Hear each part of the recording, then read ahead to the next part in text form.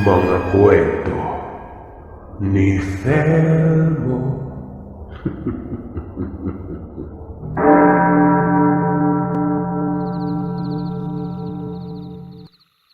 Itago niyo na lamang po ako sa pangalang Pandin. Taga Cebu, taga Sugbo. Cebuano at napadako noon sa may bukiran ng Dipolog dahil lang sa babaeng kinababaliwan. Katrabaho ko ito sa isang kumpanya sa siyudad ng Cebu. Nagkaroon ng strike noon, kung kaya't maraming nawalan ng trabaho. Binayaran ng kumpanya ang bawat trabahante. Isa na ako doon. Pero hindi naman ito naging problema gawa ng nasa siyudad lang din naman ako nakatira. Puwera na lamang dito sa babaeng pangalanan nating Lani. Kung hindi ako nagkakamali ay 1998 ito nangyari. Binata pa ako noon, wala pang 20. Matagal ko nang nililigawan si Lani. Nasa packaging area ito naka-assign. Maraming nanliligaw sa kanya at puro na lamang kabiguan ang inabot. Siyempre kung maraming nabigo, hindi naman pwedeng hindi din ako mabigo nun. Ang kaibahan ko lang doon ay makapal talaga yung mukha ko. Makulit, madiskarte pero hindi mayabang. Hindi ko tinantanan hanggang sa dumating ang panahon nagkaroon ng strike. Kaya't mag-uuwian talaga mga trabahante. Ang simpatsya ko ay nasa dalaga. Nakasubaybay ako at noong malaman kong nagpabayad ito, ay nagpabayad na rin ako noon. Pagkatapos ay binisita ko kaagad siya sa may boarding house niya. Nag-iimpake ito. Nang makita ko nito sa bukana ng pinto, nahiya pa yon. Lani, uuwi ka na? Paano na ako? Napatanong ito kung paano ko nasabi yon. Kapag wala ka, Lani, kapag hindi kita nasilayan, mamamatay ako. Ikaw yung buhay ko Oo, at hindi mo ako pinaunlakan kagaya ng iba pero itong damdamin ko para sa'yo, buong buo. Ikaw ang nagsisilbing tudling ng sinag ng araw sa umaga na nagliliwanag at nagbibigay sigla sa akin. Minura ako matapos kong sabihin yon. Corny ko daw. Uuwi pa rin umano siya kahit maglupasay ako. May nag-aantay naman na trabaho umano sa kanya doon sa may Dipolog. Pagkakatiwalaan daw siya sa isang plantasyon. Niyaya niya akong kumain. Sinabi niyang sa lahat umano ng lalaking lumapit sa kanya. Natutuwa siya sa akin. Malas ko lang umano gawa ng hindi pwede. Meron umano siyang problema. At dagdag pa niya, pwede naman umano akong maghanap ng iba. Umiling ako noon, tapos sabi ko kung pwede sumama ako sa kanya. Kung saan siya magtatrabaho ay noon na lamang din ako. Bahala na. Kung iiwan mo ako dito parang wala nang silbi yung buhay ko. Gaya ng sabi ko, ikaw lang yung nagbibigay buhay sa akin. Tamad akong tao pero nagiging masipag dahil sa'yo Pakiusap naman isama mo ako. Nabayaran naman na rin ako kaya may pamasahe. Hindi kaagad nakapagsalita si Lani. Nakikita kong nag-iisip. Aminado akong kinakabahan ako nun. Sobra kasi napaibig ako sa kanya Sino ba namang hindi sa lahat na lang ata ng kababaihan doon sa nagtatrabahuan namin.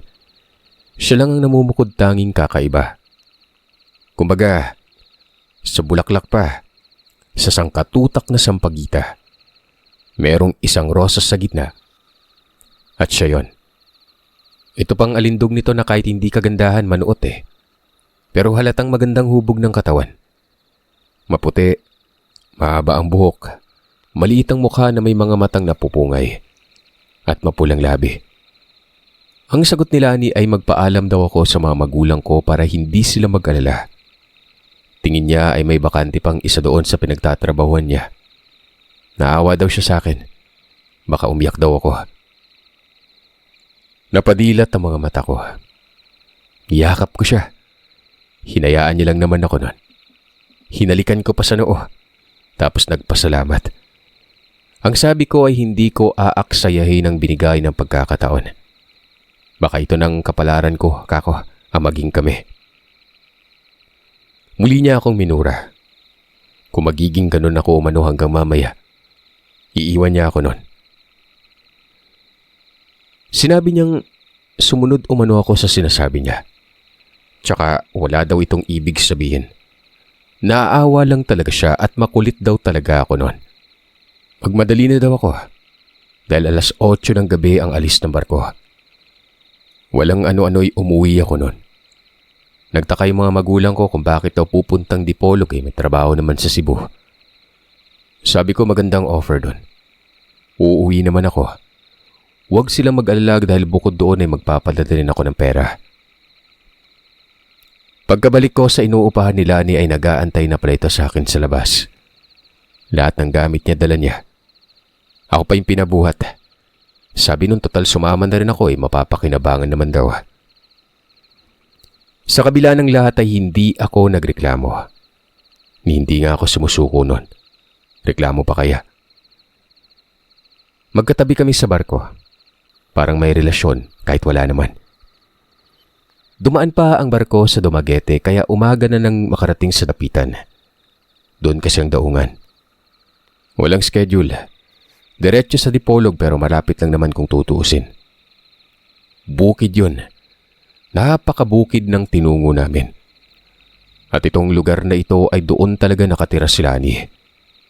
Pero hindi niya naman binanggit kung saan banda. Basta diretso kami sa plantasyong sinasabi niya. Akala ko ay may malaking establishmento. Maliit na bahay lang naman yun tapos may sumalubong sa amin na isang lalaki. Matanda ito at sinabing doon daw pupustit ang tagapamahala. Kapag araw ng sahod, bumaba na lang ng bayan.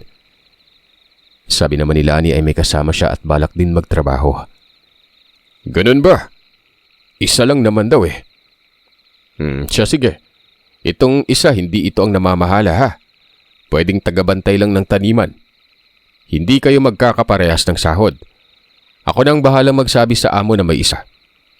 Magkasintahan ba kayo, Dailani? Wika ng matanda na pangalanan nating Mangistan. Katiwala daw ito ng amo, pero sa ibang plantasyon. Itong bagong plantasyon sila niyang katiwala. Plantasyon ng mga prutas. Halo-halo yon. May rambutan, lansones, may kakao, may ubas, may mangustin. Durian, mangga at saging. Mas malapad ang sagingan. Kitang-kita yun gawa ng rolling hills tapos makikita sa katapat na bundok yung sagingan. May mga bahay pero magkakalayo. Nagtanong sila ni kung ilan ang tahuan. Sabi naman ng matanda ay marami. Basta kay Lani ito lalapit kapag may hihingin na medisina at mataba. Tinuro ng matanda ito yung bodega. Sa ibaba ng bahay lang. Mas malaki ang bodega.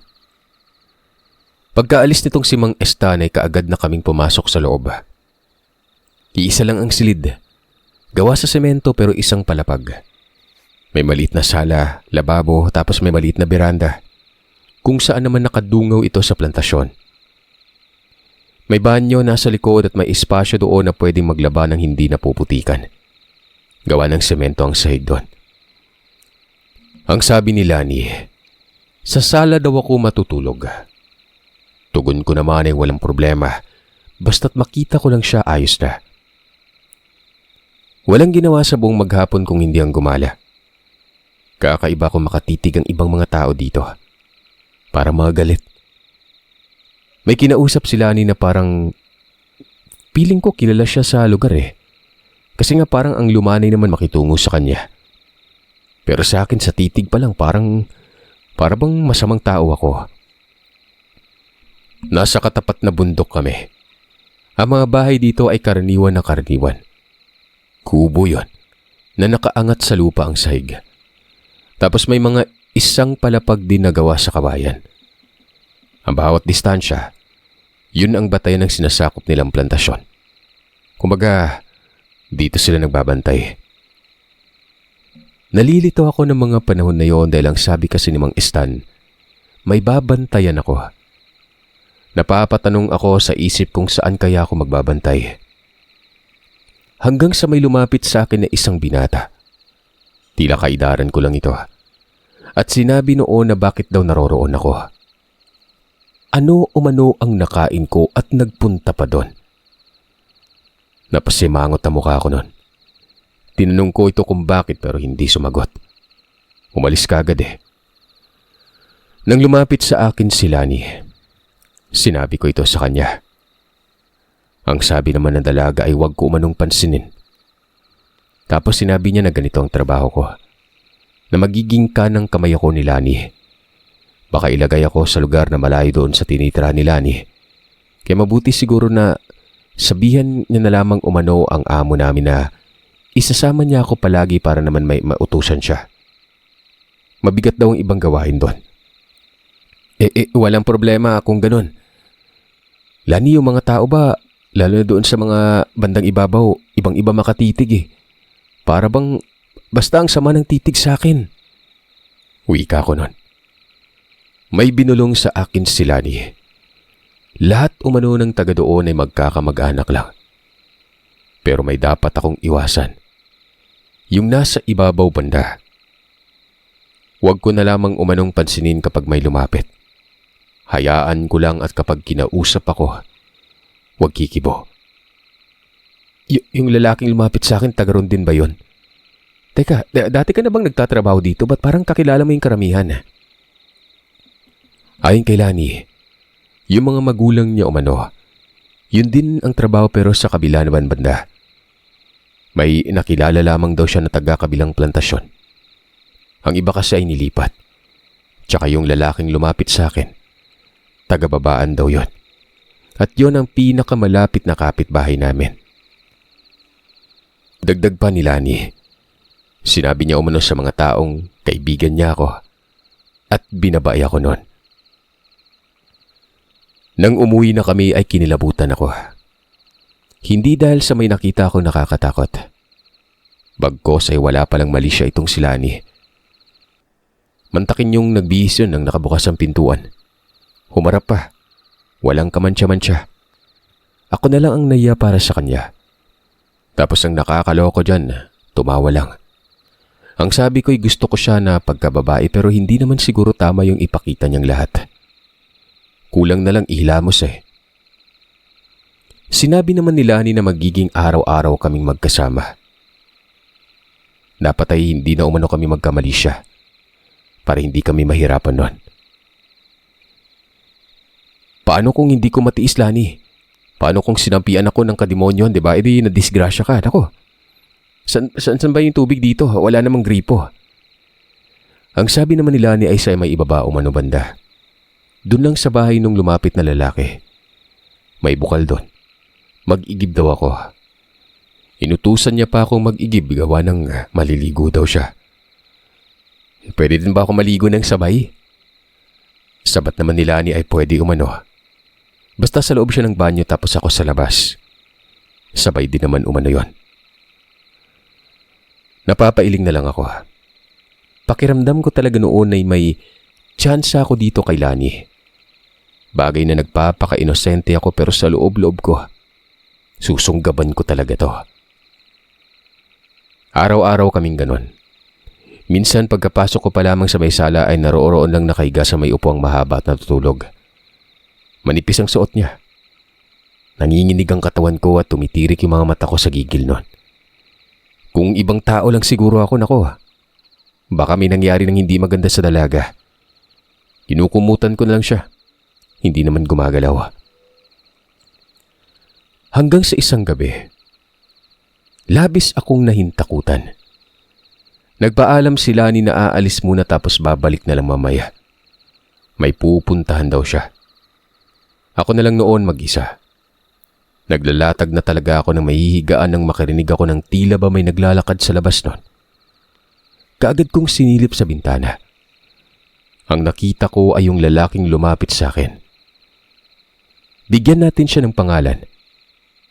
Dano. Tinawag ko ito. Kako anong ginagawa niya at gabing-gabi na. Kinawayan naman ako nito at nagtungo yun sa may likod. Doon lang sa may espasyo na ang saygay semento. Kung ako sa'yo, aalis na ako dito, Pandin. Huwag ka magtitiwala dyan kay Lani. Delikado yung kalagayan mo dito. Umalis ka na. Maraming beses ko nang tinangkang kausapin ka kasi sa bawat mga sandaling yun, nandiyan naman si Lani. Ano ba kasi, Dano? Bakit hindi mo na lang ako diretsuhin? Tanong ko noon. Magsasalita na sana si Dano noon nang maudlot ito at biglang kumaripas ng takbo pa uwi. Takang-taka ako. Kako baliw siguro to. Nang papasok na ako sa loob ng bahay, nakarinig naman ako ng kakaibang tinig. Tila ba tunog ng kung anong hayop. Tapos sumabay ang tinig ng malaking butike. Para pang ang lumangit-ngit ang tinig nun eh. Pagkalingon ko sa likuran ko, ganoon na lamang ang panlalaki ng mga mata ko nang makakita ko ng ubod ng laking baboy. Para bang kalabaw na ito. Ang kapal ng balahibo tapos ang haba ng uso. Yung mga mata ay umaamag. Mabilis akong pumasok sa loob at sinara ang pinto nun. Sinilip ko sa may bintana pero wala ning baboy. Kako sa sarili ko, ano kaya yon? Hindi kaya aswang. Hindi talaga pangkaraniwan ng wangis. Noon pa lang ako nakakita ng ganun kalaking baboy na may napakapangit pang mukha. Nagpalipat-lipat ako sa mga bintana hanggang sa nakarating na lang ako sa silid ni Lani. Naroroon ang tinig. At habang nangyayari naman ito, sobrang baho. Hindi ko alam kung bakit may amoy na ganon. Tila ba singaw ng septic tank. Ilang mga sandali pa ay narinig ko na ang boses ni Lani na para bang nagtataboy ng hayop ang boses niya. Maya-maya'y kumatok na ito sa pintuan. Napakalakas. Sinigurado ko naman kung siya ba yun. Kako, si Melissa ba yung kumakatok? Sabi niya naman, si Lani. Nagpakilala ito. Binuksan ko ang pinto at si Lani nga yun. Sinabi ko sa kanyang nangyari na may malaking baboy. Nakakatakot ang itsura. Napakiramdam ko ay aswang yon. Dagdag ko pa ay narinig ko ang boses niya at may tinataboy ito. Ang sabi ni Lani ay aso lamang daw ang tinaboy niya. Tinanong niya ako kung may nakita ba akong malaking baboy. Baka guni-guni ko lang umano yon. Hindi guni-guni yun. Nakita ko talaga. Pero bago mangyari yun, nandito kanina si Dano eh. Kung ano-ano yung sinasabi. Tapos biglang tumakbo nang mabilis palayo. Doon ko palang nakita yung baboy nang wala na siya. Pakiramdam ko may aswang dito. Di ba nga nagaan yung baboy yung mga aswang? Sinabi naman nila ni na huwag ako magpapaniwala sa ganon. Na walang aswang sa lugar. Tinanong niya rin kung ano ang sinabi ni Dano at bakit naroroon ito sa lugar na gabing-gabi na. Sinabi ko kay Lani ang namutawi sa bibig na Dano. Na yun na nga at pinapaalis ako sa lugar. Dahil nasa delikadong sitwasyon daw ako at wag na wag umano ako magtitiwala kay Lani. Tumawa lamang si Lani. Nakalimutan niya raw sabihin na yung si Dano ay minsan may sumpong.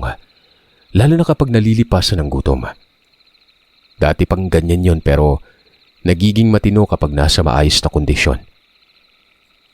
Dagdag pa ni Lani ay baka pagod lamang umano ako. Kung gusto ko daw ay matulog na kami. At kung gusto ko umano'y magkatabi pa. Dito ay nabaling ang atensyon ko sa mga sinabi ng babae. Magtatabi daw eh. Tumango ako at sinabi kong walang problema. Hindi nagbibiro. Kinuha niyang unan niya at kumot doon sa may silid. Nilapag niya sa nilatag kong banig. Lumabas at naghugas ng katawan. Napakadumi ng pag-iisip ko noon. Hindi muna ako humiga. Hinantay ko siya noon na humiga at pagkadaan niya mula sa likod. Nangangamoy sabon. Sabi ko na nga ba eh, may gusto ito sa akin. Sino bang matinong babae ang basta na lang ilantad ang kanyang sarili sa harapan ng lalaki na hindi naman niya karelasyon, di ba?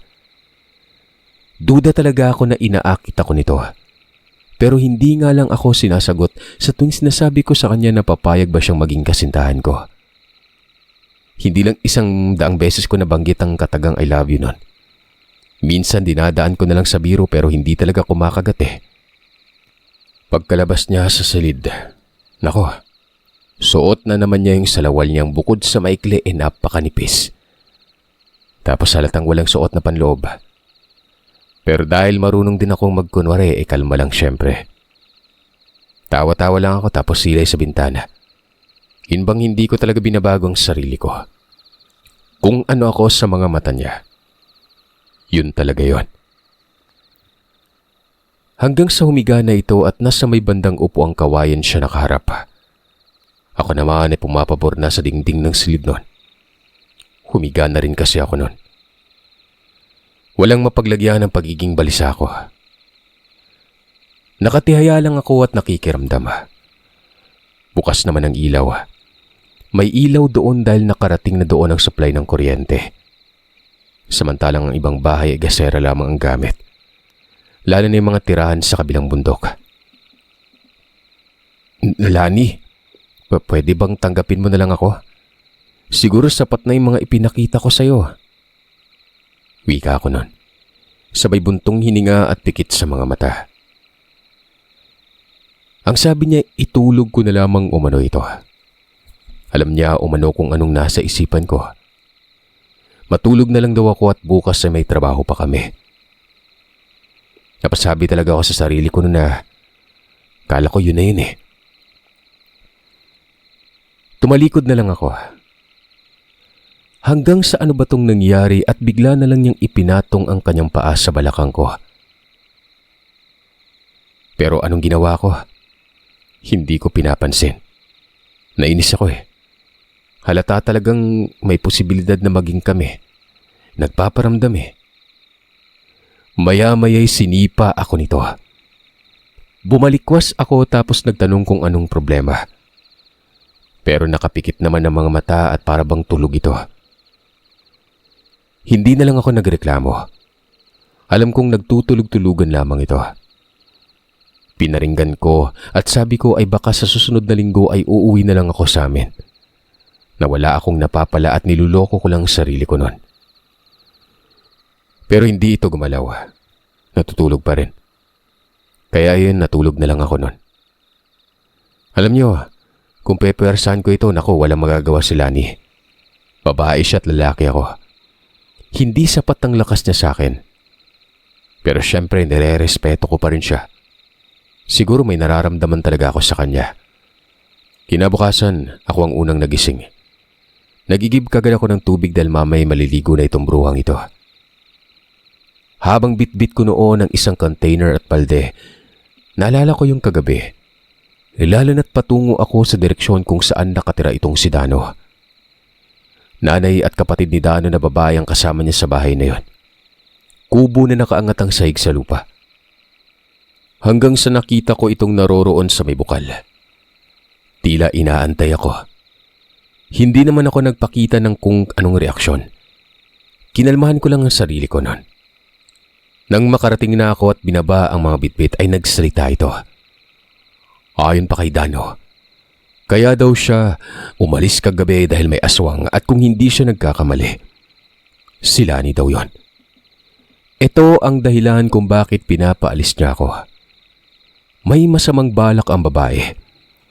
Naniniwala siyang nag-aantay lamang ito ng pagkakataon. Nasa sayo yan kung paniniwalaan mo ba ako. Basta malinis ang konsensya ko. Nakikita mo ba yung bahay na nasa may itaas na parte? Yung doon sa kabilang bundok? Diyan nakatira si Lani. Magulang niyang naririyan. Napansin kong hindi siya nagtutungo doon. Siyempre alam ko na kung bakit dahil nga nagsisinungaling siya sa'yo. Aswang ang pamilya nila Pandin.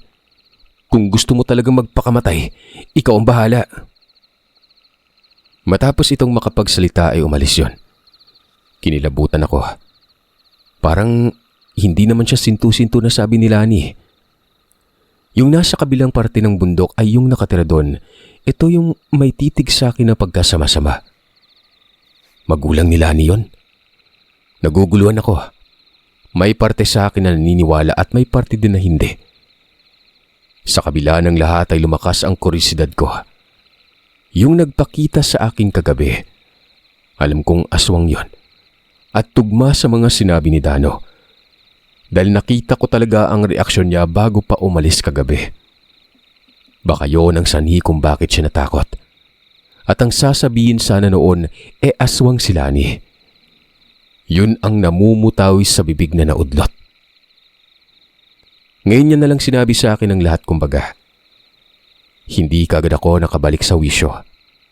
Pinagtatanto ko yung mga pangyari, pero hindi ko naman makitaan ng kakaibang kinikilos si Lani. Kung ano siya dati, ganun pa rin siya. Hanggang sa nag-ibigib na lamang ako, pero dulot ng mga sinabi sa akin ni Dano, pinili kong mag-obserba. Unang hinatid ko yung balde, tapos sinilip ko si Lani sa sala. Wala na ito doon. Nakatiklop na rin ang banig. Binalikan ko ang container at dito'y nakabungad na si Lani sa may beranda. Nakatitig sa akin na ang mukha nito'y parang nagtataka. Tinawag ako. Lumapit ako nun. Pinaupo niya ako sa beranda. Tapos may mga sinabi sa akin na mas lalong nagpagulo sa isipan ko. Huwag ko na umanong kakausapin si Dano. Hindi kagad ako nakapagsalita. Para bang alam niyang nag-uusap kami ni Dano kanina. Napatingin ako sa isang banda at umaantig ang matinding pagkabagabag nun. Totoo ba? Totoo bang doon sa kabilang parte ka talaga nakatira? At yung mga nakatira doon sa bahay na sinasabi kong ang sama kong tumitig yung mga magulang mo? Prangkahan kong tinanong sa kanya. Gusto ko na talaga maging panatag nun. Umamin siya na oo't doon nakatira. At yung mga tao doon ay magulang niya. Nagsisinungaling ka sa akin. Sinungaling ka, aswang ka no? Ikaw yung nakita kong baboy kagabi. Tama ba? Aalis ako dito. Walang hiya ka, may plano ka masama sa akin. Hindi kagad nakapagsalita si Lani yung sabihin ko sa kanya yun. Para bang nabalisa ito saglit. Tumayo at humarap sa akin. Tinitigan niya ako sa mga mata at nagwika ng nagsinungaling daw siya dahil gusto niyang maging ligtas ako nun. Sinabihan niya na umano ako dati na ayaw niya magkaroon ng karelasyon dahil may problema sa kanya. Pero pinagdidikdikan ko pa rin umano ang sarili ko. Nag-aalala daw siya sa akin. Dati pa umano niya akong gusto. Pero kapag sinunod niya umanong puso niya, may mangyaring hindi maganda. Inamin ni Lani sa akin na aswang siya. At yung nakatira sa kabilang parte ay mga magulang niya. Pero hindi niya umano ako dinala doon gawa ng alam niyang may gagawin ang mga ito sa akin. At si Dano, pinsan niya, aswang din. Iilan lamang umano ang hindi aswang sa lugar. Pero mga kaanak din niya. Nililito lamang umano ako ni Dano. Kasabat umano siya ng mga magulang nito. Ayaw umano ni Lani na may mangyari sa akin nun. Nangako siyang wala siyang motibong iba. Dahil kung meron pa, matagal na upanong may nangyari sa aking hindi maganda. Napatulala ako nun. Hindi ko alam kung alin ba sa kanila ang nagsasabi ng totoo. Si Dano ba o si Lani? Pero sa kabila ng lahat, isa lang ang nakakasigurado ako. Aswang silang dalawa. Isang angkan lang. Takot na takot ako nun. Nalilito. Pero kinalma ko pa rin ang sarili. Nakikita kong maluwa-luwa ang mga mata ni Lani. Parang nagsasabi ito ng totoo. Pero si Dano parang ganun din eh. Seryoso din yun. Sabi ko'y bigyan niya ako ng puwang na mag-iisip ako ng maigi. May mga narinig ako sa magkabilang panig pero sa tingin ko, pareha silang nagsasabi ng totoo. Lalo na si Dano gawa ng hindi lang isang beses akong binigyan ng babala. Pangatlo na yun eh. Samantalang si Lani ngayon pa lang at mula pa ito sa estado ng pagsisinungaling sa akin. Hinangat ni Lani ang kanyang kamay at ang sabi, "Ako ang bahala. Kung gusto ko umano ay lumikas na kami." Isama ko daw siya. Kahit saan ko umano siya gustong dalhin, papayag ito. Huwag mo munang sinasapawan yung isipan ko, Lani. Hayaan mo muna ako, tsaka aswang ka eh. Gusto kita kaya nga kita sinundan pero aswang ka. Ikaw yung malaking baboy kagabi, no? Tama? Sabi ni Lani ay hindi umano. Paano daw na siya yun narinig ko naman siyang tinataboy niya yon. Kapatid daw ni Dano ito na babae. O hindi naman kaya yung nanay niya. At yung asong tinaboy ni Lani, si Dano. Paulit-ulit na sinasabihan ako ni Lani na kasalanan ko din dahil sumama ako. At kung pagtitimbangin umano ay matagal na kaming magkasama sa trabaho pa lang. Kaya kilala niya ako at kilala ko din siya. Wala umano siyang masamang motibo. Pinagdikdigan ko umano ang sarili ko sa kanya kahit na malalagay ako sa peligro noon. Matapos magsalita ni Lani ay umalis yon. Naligo. Ako ay pumasok sa loob at naupo sa may sala. May punto si Lani. Hindi naman pwedeng bingi ako gawa ng narinig ko talaga ang pagtataboy niya. Parang gusto kong umalis na lang. Pero may nagtutulak sa akin na manatili muna. Siguro dahil sa nararamdaman ko lang sa kanya. O hindi naman kay lumalakas lang talaga ang kuryosidad ko noon. Hindi umalis ng bahay itong si Lani. Naroroon lamang siya sa may silid niya. Nakikita ko yon. Problemado ang mukha nito. Bagay na parang mapapaniwala na ako noon. Pero magpaganon pa man ay naiisip ko pa rin ang sinasabi sa akin ni Dano. Ang ginawa ko, may itak naman doon eh. Tinangkil ko yon. Napakatalim ng itak na ito. Mahaba at mabigat. Lani, nakita mo ba to? Kapag may ginawa ka sa akin, hindi ako magdadalawang isip na itagasa ito. Nakasilip ako sa pinto ng silid niya. Bumangon si Lani tapos nakita kong parang matatawa. Sabi niya ay hindi ko man siya mapapatay sa karaniwang itak. May abo daw sa likod. Pahiran daw ng abo ang itak. Itarak sa lupa ng kahit isang oras lang. Saka daw siya mapapatay nun kapag napuruhan. Mabuti at ginawa ko umano ito nang maintindihan ko na may malasakit siya sa akin. Sundin ko manong sinabi niya. At siya na ang bahala umano sa pagbabantay sa akin. Hindi daw siya papayag na makuha ako ng mga masasama sa angkan nila. Angkan niya ang may planong masama sa akin. Pero makikipagtablahan umano ito sa kanila kapag pinahamak ako. Napayuko ako noon na para bang nahiya na may halong pagkatakot. Sinunod ko ang sinabi niya. Pinahiran ko ng abo, tapos doon sa may likod ng alababo, tinara ko ang itak. Malambot naman ang lupa doon bunsod ng laging nababasa ng tubig. Gumabi na lang noon. Naroroon pa din si Lani. Hindi lumalabas ng silid. Nasa sala pa rin ako. Kain, matiyag sa kanya at sa paligid noon. Hanggang sa noong pagsapit ng mga 8:00 ay lumabas itong si Lani. Naroroon ako sa biranda at ang sabi nito, huwag na daw akong tatambay sa labas. Nararamdaman niyang umaaligid umano ang aswang. Sabi niya, naririnig ko ba umano ang naririnig niya? Parang lumalangit-ngit at tagiktik. Aswang umano yon. At yung amoy na mabaho, isa din itong pahiwatig. Sinabihan niya ako na pumasok sa loob nun. Bigla siyang sumigaw na tila may kinakausap sa labas. Pakinggan daw siya. Dinala ako dito ni Lani para magtrabaho. Hindi para ipakain sa angkan niya.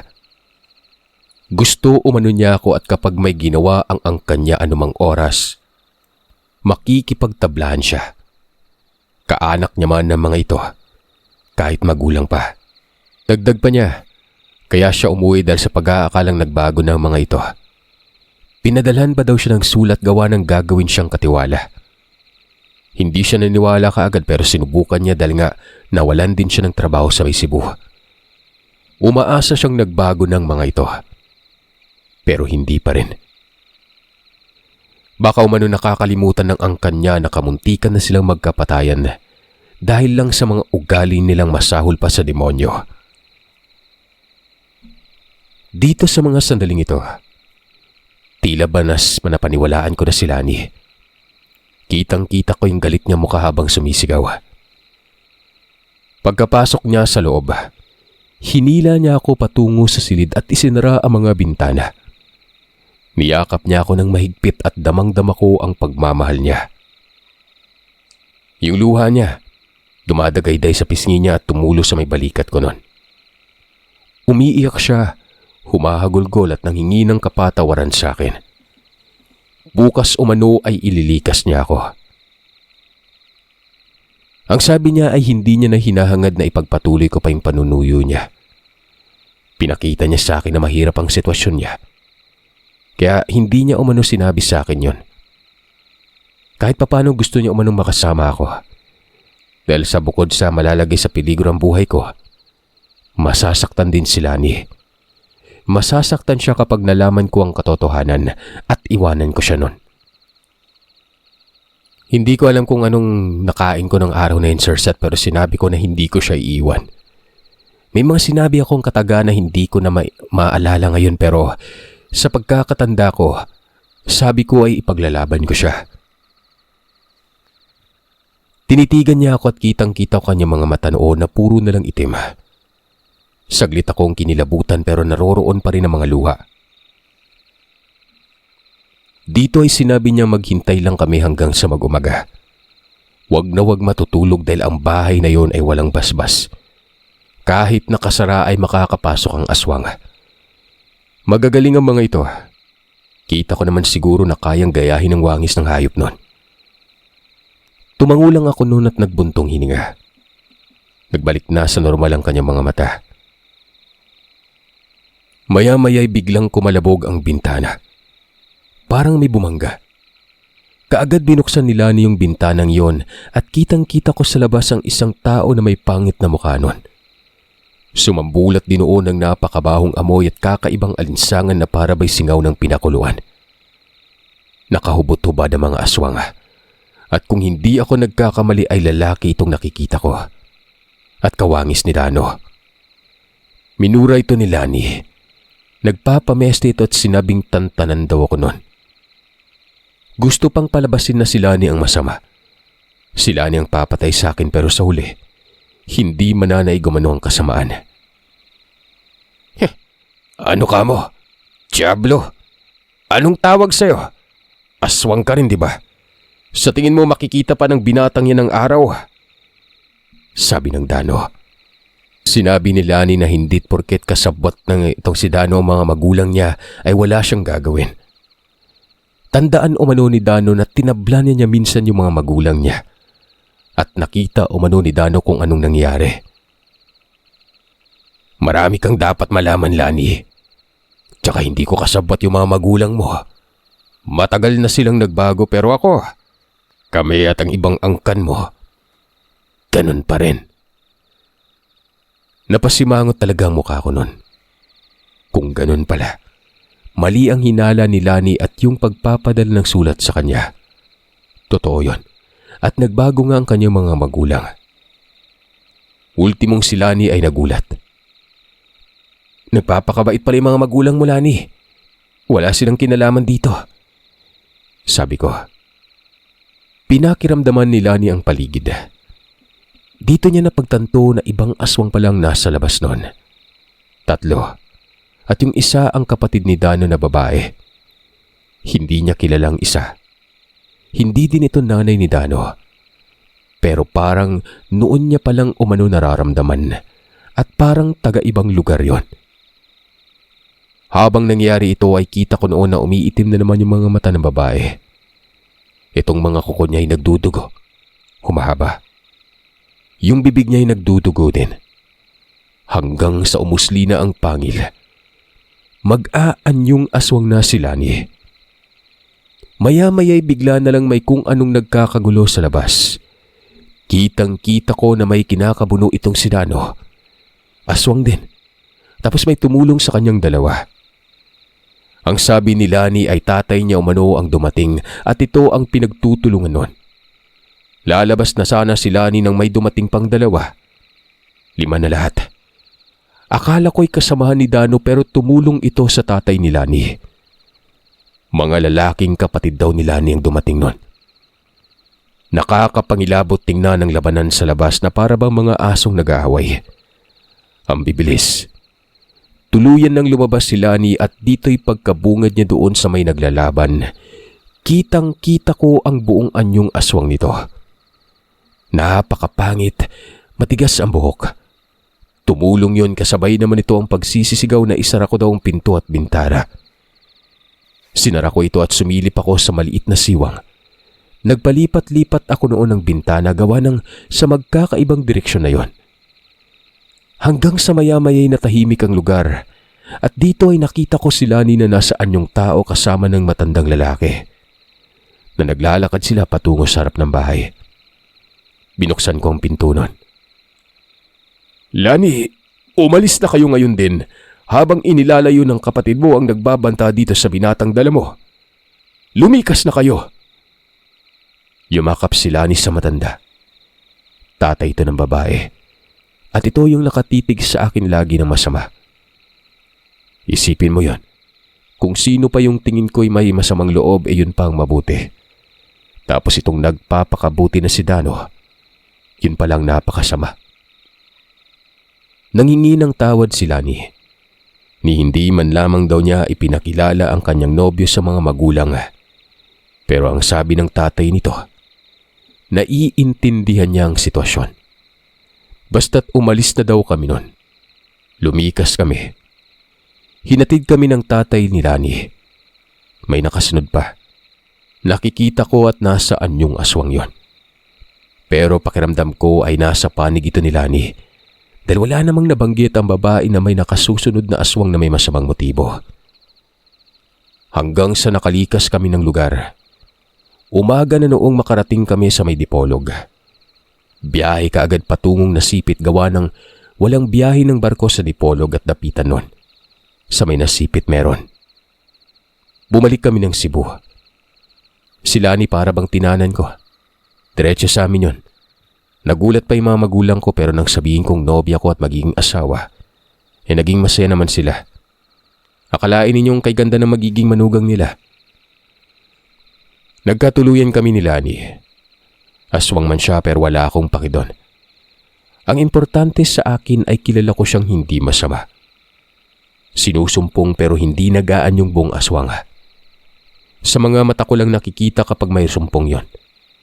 Medyo mainit din ang katawan na parang nilalagnat. Nabiyayaan kami ng mga anak at hanggang sa kasalukuyan, magkakasama pa rin kami. At masaya.